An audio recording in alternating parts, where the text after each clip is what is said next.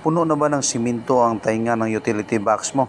Or naputol ito at hindi ka na makapaglagay ng plate tulad nito? Ang gagawin mo dyan is gamitan mo nitong black screw. Dito mo na screw sa gilid ng utility box. Siguradong matibay at mapadali mo pa ang trabaho. Tulad nito, sa gilid mo na idaan yan, hindi na dito sa gitna. Titingnan natin ang resulta. Dyan, bypass ka na dyan. Dito ka na sa gilid. Ito. Salpakan natin ng screw ang gilid na yan. Tulad nito.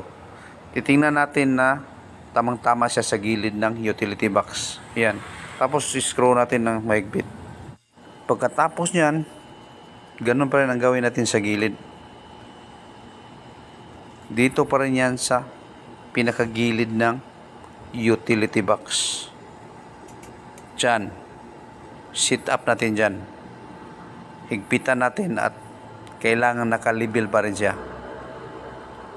Pag ganyan mga sistema, huwag ka naman problema. Ano lang gagawin mo? Alam kong mayroon ka pang idea ng mga ganitong sistema. I-comment mo sa comment section para malaman sa ating mga beginners dyan. At magkaroon sila ng konting idea. Maraming salamat and God bless.